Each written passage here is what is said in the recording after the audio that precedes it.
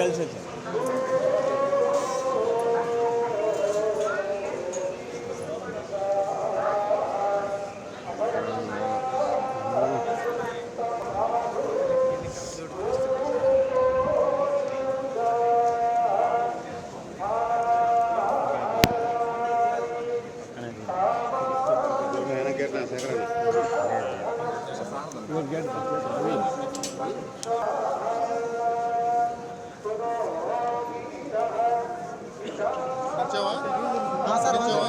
ఇక్కడ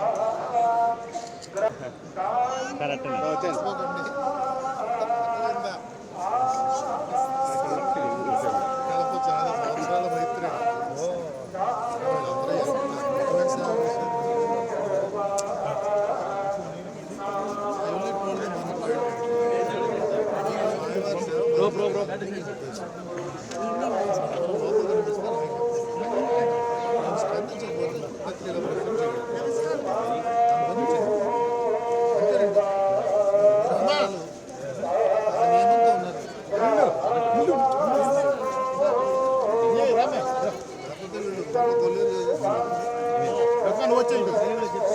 పురాణంలో వెంకటేశ్వరుడి గురించి చెప్తూ అది విగ్రహం కాదు, స్వేచ్ఛయా క్రీడతే తత్ర ఇచ్ఛారూపం విరాజిత.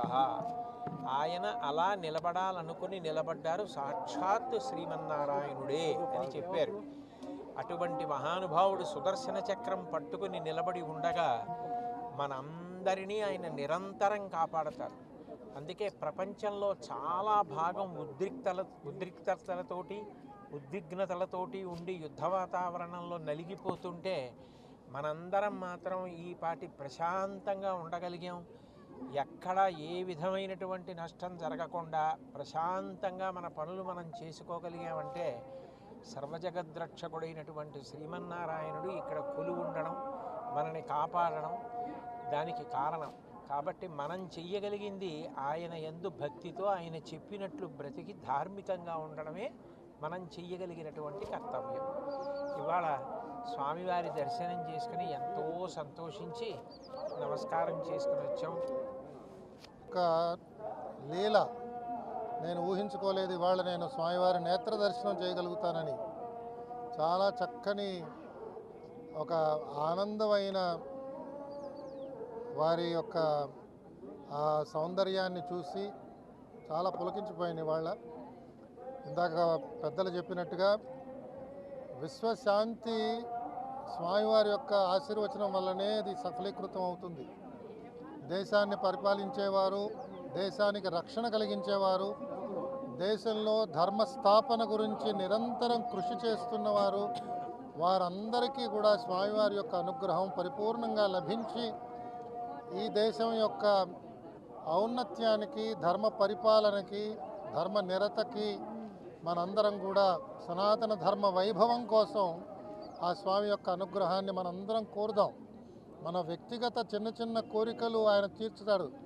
మనం విశాలమైన దృక్పథంతో మానవాళి గురించి ప్రార్థిద్దాం, మానవాళి యొక్క సుఖశాంతి కోసం ప్రార్థిద్దాం అనే ఒక సందేశం ఇవాళ స్వామివారి యొక్క వారి వర్చస్సు నుంచి నాకు అందినట్టుగా నేను భావిస్తున్నాను. భక్తులందరినీ కోరేది, తిరుమల యాత్ర చేస్తున్నప్పుడు ఏ రకమైన భావంతో యాత్ర చేయాలి, ఏ విధమైన ఆలోచనతో స్వామివారి దర్శనం చేయాలి, ఇలాంటి విషయాలన్నీ మనకి పెద్దలు ఎప్పటికప్పుడు ఉటంకిస్తున్నారు. పెద్దలు చాగంటి గారు ఇక్కడే ఉన్నారు. వారి భావాలన్నీ కూడా స్వామివారి యొక్క ఆశీర్వచనంగా మనం భావిద్దాం. స్వామివారు నిర్దేశించిన మార్గంలో అందరం కూడా నడుద్దాం. ఆ విధంగా మన జీవితాలని సఫలీకృతం చేసుకుందామని భక్తులందరినీ మరొకసారి కోరుతూ మీ దగ్గర సెలవు తీసుకుంటున్నాను. ఓం నమో వెంకటేశాయ.